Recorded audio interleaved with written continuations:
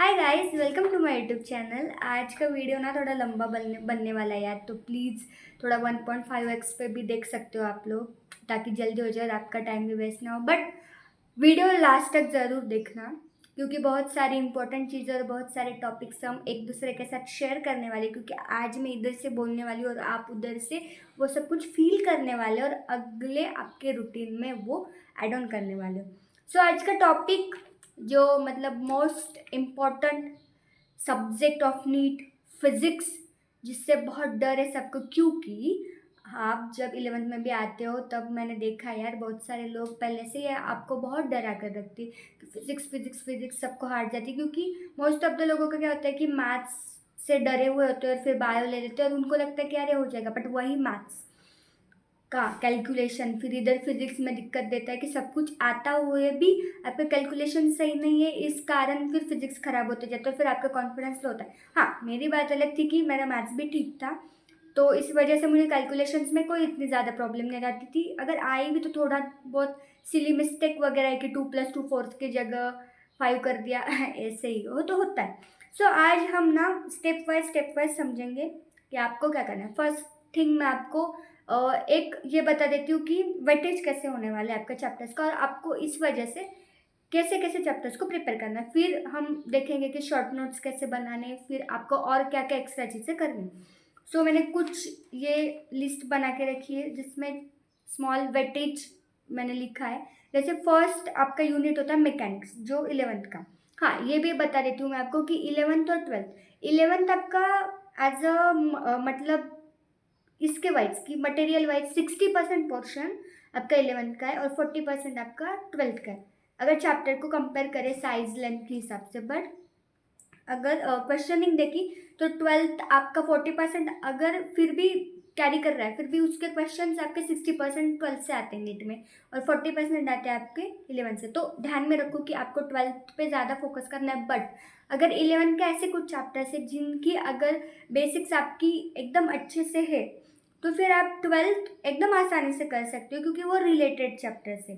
So first मैं आपको units and measurement जो चैप्टर है वो मैं आपको कहूँगी कि जो फर्स्ट चैप्टर है 11th का, वो आप अच्छे से कर लो, क्योंकि क्या होता है ना, उसमें जो डायमेंशंस वगैरह दिया है तो वो सारी चीज़ें आपको आगे जाकर भी यूज होंगी। क्योंकि बहुत बार होता है कि उस मतलब आपको कभी कभी क्या होता है कि आपको कुछ नहीं पता, उस किसी क्वेश्चन के बारे में कुछ नहीं पता कैसे सॉल्व करते क्या करते, बट ऑप्शन में अगर कुछ लिखा है कोई मतलब जैसे कि v=u+80, अगर ऐसे कुछ फॉर्मूलाज लिखे, अगर आपको इतना भी पता है कि डायमेंशनली सही कैसे है, कौन सा फॉर्मूला से, फिर भी आपके क्वेश्चन से हो जाएगा। तो यूनिट्स एंड डायमेंशन को छोड़ना नहीं है, 3 से 4 क्वेश्चन डायरेक्टली नहीं बट इनडायरेक्टली आपके उससे सॉल्व हो सकते हैं। देन फर्स्ट पोर्शन हम लेंगे मैकेनिक्स। मैकेनिक्स में आपका 1D 2D NLM work power energy आएगा, देन सिस्टम ऑफ पार्टिकल आएगा, ग्रेविटेशन आएगा, ऑसिलेशन आएगा। आपका आता है मैकेनिक्स में। अभी 1D और 2D से बहुत सारे बच्चे डरते हैं, बट वो कैरी करता है 1 क्वेश्चन पर टॉपिक। अभी 1D और 2D को डरने की जरूरत नहीं, 1D और 2D के कुछ फिक्स फॉर्मेट है, उसी से क्वेश्चन आते हैं, वो फॉर्मेट जान लेंगे तो आपके क्वेश्चन हो जाएंगे। और चैप्टर वाइज में हर एक चैप्टर के फॉर्मेट्स में आपको शेयर करूंगी अगले अगले कुछ वीडियोज में। सो 1D 2D 1 क्वेश्चन जो आपको क्यों करना है, क्योंकि ये बेसिक है आगे के चैप्टर्स के लिए, क्योंकि ये जो छोटे छोटे फॉर्मूले हैं 1D 2D के, ये फिर आपके रोटेशन में, सर्कुलर मोशन में, फिर आगे जाकर इलेक्ट्रिक चार्जेस में उधर भी आपकी यूज होती है। क्योंकि मैंने एक PYQ देखा है जहाँ पे टॉपिक था इलेक्ट्रोस्टैटिक, बट उसमें बेसिक यूज होने वाला था आपका 1D वाला, मतलब जो 1D के आपके 3 फॉर्मूलाज है वो सारे उसमें यूज होने वाले थे। तो बी अवेयर कि अगर फिर भी नहीं हो रहा है आपसे 1D 2D, फिर भी आपको उनको करना है, क्योंकि ये बेसिक आपको आगे जाकर हेल्प करेगा। देन आपका एनएलएम, एनएलएम भी same thing, 1 question from NLM, but उसका जो बेसिक्स है वो आगे 12th वाले पोर्शन में भी आपको बहुत यूजफुल होने वाला है। देन वर्क पावर एनर्जी, अब अगर ये 5 टॉपिक अगर आपने कर ली तो फिर आपका रोटेशनल हो जाएगा, क्योंकि वहाँ पे बस टर्म्स चेंज होती है, बाकी सब कुछ सेम होता है, बस टर्म, मतलब कि स्ट्रेट मोशन और वो होता है आपका circular motion. Then system of particles, system of particles का भी आधे से ज़्यादा पोर्शन आपका इन्हीं 5 चैप्टर से ही रिलेटेड है, क्योंकि बस टर्मिनोलॉजी चेंज हो, जैसे आपका फोर्स से टॉर्क हो गया, फिर देन बहुत सारी इनर्शिया वगैरह, ये सारी चीज़ें सेम सेम चीज़ें बट टर्म्स चेंज हो गए। देन सर्कुलर मोशन से दो क्वेश्चन, वर्क पावर एनर्जी से 2 क्वेश्चन, फ्रिक्शन से आता है या फिर नहीं आता है। देन ग्रेविटेशन को ठीक कर लो क्योंकि उसका सीधा रिलेटेड होता है आपका इलेक्ट्रिक चार्जेस एंड फील्ड से। बहुत सारे तो अकेडमीज में उन दोनों को साथ में पढ़ाया जाता है, मतलब ग्रेविटेशन और वो हमारे सर ने भी वैसे पढ़ाते हैं, ग्रेविटेशन और इलेक्ट्रिक चार्जेस एंड फील्ड, मतलब एक साथ सारा सब कुछ हो जाता है क्योंकि सेम सेम ही होता है, बस थोड़े थोड़े डिफरेंस होते हैं क्योंकि इसमें प्लस माइनस चार्जेस की वजह से डायरेक्शन चेंज हो जाती है और अट्रैक्टिव रिपल्सिव फोर्सेस दोनों होते हैं इलेक्ट्रिक चार्जेस और फील्ड्स में। ग्रेविटेशन में बस अट्रैक्टिव फोर्स होता है, तो टू वर्ड्स के फोर्सेस लगते हैं, बाकी कुछ नहीं, थोड़ा एक्स्ट्रा इलेक्ट्रिक चार्जेस में। और देन ऑसिलेशन से भी एक ही क्वेश्चन आता है, बट फिर भी वो भी बहुत ईजी चैप्टर है, कुछ ज़्यादा दिमाग लगाने वाला चैप्टर नहीं। देन हम जाएंगे प्रॉपर्टीज ऑफ मैटर में आता है आपका सॉलिड्स और फ्लूइड्स। सॉलिड से क्वेश्चन बनता है, फ्लूइड से 2 क्वेश्चन बनते हैं। फ्लूइड्स बहुत बड़ा चैप्टर है यार, सॉलिड्स कर लो, सॉलिड्स एक दिन में हो जाएगा आपका, विथ क्वेश्चन प्रैक्टिस हो जाएगा। बट फ्लूइड्स बहुत सारे बच्चे, मतलब कि बहुत बड़ा चैप्टर है, लेंदी चैप्टर है। तो अगर आप ज़्यादा फिजिक्स अभी लास्ट के अगर कुछ दिए हैं फिजिक्स में कुछ छोड़ना चाहते हो तो फ्लूइड छोड़ सकते हो, बट मैंने नहीं छोड़ा था, मैंने फ्लूइड्स भी किया था क्योंकि मैं आपको मेरे नोट्स दिखाऊंगी फ्लूइड से, वो अगर देखोगे ना तो फ्लूइड से प्यार हो जाएगा जैसे मुझे था। देन थर्मल वाला सेक्शन में आपके thermal properties of matter, KTG और थर्मोडायनामिक्स, उससे एक पर चैप्टर क्वेश्चन आएगा। थर्मोडायनामिक्स आपका केमिस्ट्री के साथ भी आप रिलेट कर सकते हो, सेम ही है, ज़्यादा कुछ एक्स्ट्रा नहीं है, बस उधर इलेक्ट्रोकेमिस्ट्री का एक एक्स्ट्रा पोर्शन ऐड हो जाता है केमिस्ट्री में, तो उसकी वजह से फिर थोड़ा सा चेंज आएगा, बाकी लगभग सेम है। और साइन कन्वेंशन और फॉर्मूला जो थर्मोडायनामिक्स का फर्स्ट रूल है वो थोड़ा चेंज हो जाता है केमिस्ट्री और फिजिक्स में, बाकी हद तक सेम है पूरे, तो ये आपका एक्स्ट्रा बेनिफिट हो जाएगा। तो बेनिफिशियल कौन से बोले मैंने, units and dimension, then gravitation बोला, एक थर्मोडायनामिक्स है ये बोला, और जो 5 चैप्टर आपके मैकेनिक्स में वो 5 और सिस्टम ऑफ पार्टिकल उनको मैंने रिलेट करके बताया। देन आपका आता है ऑप्टिक्स वाला पोर्शन, तो वेव ऑप्टिक्स से आता है आपका 1 और रे ऑप्टिक्स से आता है आपके 2 क्वेश्चन। तो रे ऑप्टिक्स भी जैसे फ्लूइड से 11 में वैसे रे ऑप्टिक्स से 12th में, बड़ा लंबा चैप्टर है, बहुत ज़्यादा फार्मूलाज, बट फिर भी कर सकते हो, उतना भी कुछ नहीं है, बेसिक चीज़ें अगर करोगे तो हो जाएगा। देन हम जाते हैं इलेक्ट्रोस्टैटिक्स के तरफ जाते हैं। इलेक्ट्रोस्टैटिक में आपके कौन कौन से चैप्टर है, charges, then potential, then capacitance, then current electricity. ये एकदम ठीक से कर लो यार, 8 क्वेश्चन, 7 से 8 क्वेश्चन 101% आएंगे, क्योंकि अगर आपने चार्जेस से 2, पोटेंशियल से 2 और कैपेसिटेंस से 1, ये 5 क्वेश्चन हो गए। कैपेसिटेंस से तो बहुत इजी क्वेश्चन पीवाईक्यू में पूछे गए, बट फिर भी मॉड्यूल्स में अगर हार्ड क्वेश्चन हो तो कर सकते हो, गो थ्रू इट, रेजिस्टेंस से क्वेश्चन आ जाते, फिर ये 5 कर ले, और करंट इलेक्ट्रिसिटी जिसमें आपका रेजिस्टेंस आ जाता है, फिर ये भी करो क्योंकि बहुत इजी, करंट इलेक्ट्रिसिटी सबसे इजी चैप्टर है यार, मुझे तो लगता है 12th का, नहीं सबसे तो नहीं बट हाँ इजीएस्ट चैप्टर है, 3 से 4 क्वेश्चन करंट इलेक्ट्रिसिटी से स्ट्रेट आ जाता है। देन आपका आता है इलेक्ट्रोडायनामिक्स मतलब चार्ज जो आपका मूविंग है, उसमें moving charges and magnetism 2 question, magnetism and water 0 and 1 question, 1 या 0 क्वेश्चन आएगा नहीं आएगा। ईएमआई से आपके 2 क्वेश्चन, और इलेक्ट्रिक अल्टरनेटिंग करंट उससे आपके 2 से 3 क्वेश्चन, मतलब वहाँ पे करंट इलेक्ट्रिसिटी और यहाँ पे अल्टरनेटिंग करंट, तो ऐसे, तो ये भी है। तो ये इलेक्ट्रोडायनामिक्स से भी कम से कम 8, मतलब इलेक्ट्रिक सेक्शन से ही आपके 15 क्वेश्चन, 10 से 15 क्वेश्चन कहीं नहीं गई, तो ये कितना इम्पोर्टेंट और मेजर टॉपिक है, ये ध्यान में रखो। देन लास्ट नहीं, वेव्स बचा, वेव्स से एक वेव्स में एक आएगा, और ईएमडब्ल्यू तो बहुत छोटा चैप्टर है, उस रट लो वो चैप्टर को, 1 क्वेश्चन आएगा, कुछ नहीं ज़्यादा बड़ा नहीं, कर लोगे। और last the surprise, modern physics में आपके डुअल से आपके आएंगे 2 question, then atoms and nucleus से आपके दोनों मिलाकर आएंगे 2, 3, 4 क्वेश्चन, और सेमीकंडक्टर एंड लॉजिक गेट्स आएंगे आपके 3 क्वेश्चन, तो लगभग ये भी 8 से 10 क्वेश्चन इधर भी बन जाते हैं। और आपका मॉडर्न फिजिक्स रिलेट करता है आपके केमिस्ट्री वाले से भी, तो केमिस्ट्री का भी और ये भी, तो आपने 11 में केमिस्ट्री में पढ़ा है, तो ये आपको मॉडर्न फिजिक्स अच्छे से आ जाएगा और इजी होता है, ये इधर से आपको क्वेश्चन बिल्कुल भी गलत नहीं करने। तो इम्पोर्टेंट यूनिट्स कौन से, मॉडर्न फिजिक्स हुआ, इलेक्ट्रोस्टैट हुआ, देन ये दोनों यार, ये दोनों कर लो, 30 क्वेश्चन तो यही से आ जाएंगे, 25-30 क्वेश्चन तो इधर से निपटा लोगे आप, और थोड़े थोड़े एड ऑन करते जाओ, जैसे ग्रेविटेशन फिर उसके साथ साथ ले लिया, तो ये सारे। अभी मैं शॉर्ट नोट्स के बारे में बताने वाली हूँ। तो मैं किसी भी मतलब किसी ब्रांड को या फिर किसी को बताने नहीं वाली, मैंने जो खुद यूज़ किया वो बताने वाली हूँ। ये है हमारा MR सर का फिजिक्स मेड इजी वाला बुक, जो मैंने प्रेफर किया था अपने जर्नी में। मतलब 11-12 तो मुझे पता नहीं था इसके बारे में बट जब मेरा ड्रॉप ईयर था तब मुझे ये पता चला और मैंने वो ख़रीदा ऑनलाइन भी मिलेगा। तो इसमें ना क्या होता है कि सारे फॉर्मेट के हिसाब से, मतलब कि ऐसे अच्छे से कलरफुल तरीके से सब कुछ दिया हुआ है, तो आप इसको प्रेफर कर सकते हो। और मैं भी आपको बोलूँगी कि आप ये ले सकते हो, और बहुत अच्छा बुक है। कुछ कुछ चैप्टर तो थोड़े हैं लेंदी वगैरह दिए हुए और मुझे उतने पसंद नहीं है, बट मैक्सिमम 70% पोर्शन बहुत अच्छा है इसका।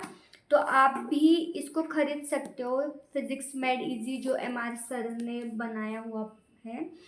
तो मैं भी उनको पसंद करती हूँ, MR सर लाइक अच्छे सर है, और उन्होंने बनाया हुआ ये जो है, क्योंकि शॉर्टकट में बहुत सारी चीज़ें दी रखी है। और जो मैंने ऐसे 1D और 2D का बोला आपको कि कुछ कुछ फॉर्मेट पता कर लो फिर सब कुछ हो जाएगा, तो फॉर्मेट्स के हिसाब से उन्होंने क्वेश्चंस भी दिए है।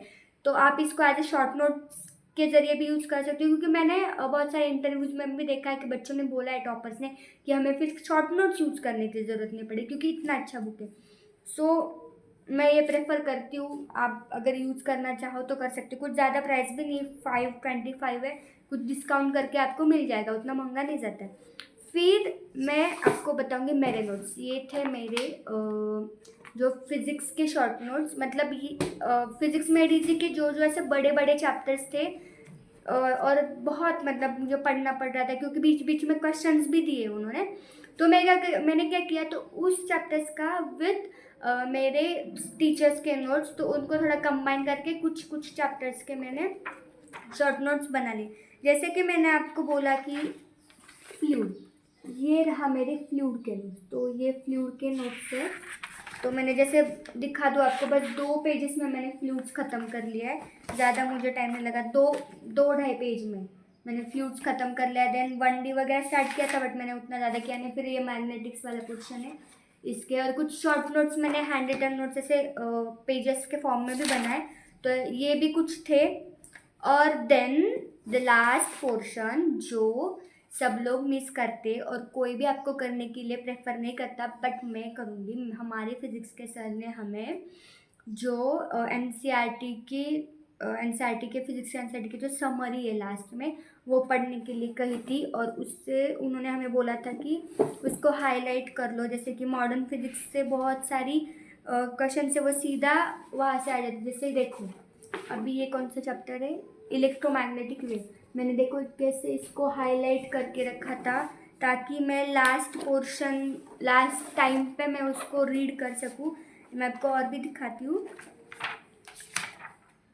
जैसे कि मैंने ये जो मटेरियल्स है दिए हुए हमें, ऑप्टो इलेक्ट्रिक डिवाइसेस जो है, जैसे कि LED वगैरह, फोटो डायोड, तो मैंने उनको भी NCERT से रीड करके हाईलाइट करके रखा था। देन मैं आपको मॉडर्न फिजिक्स के बारे में भी दिखाती हूँ।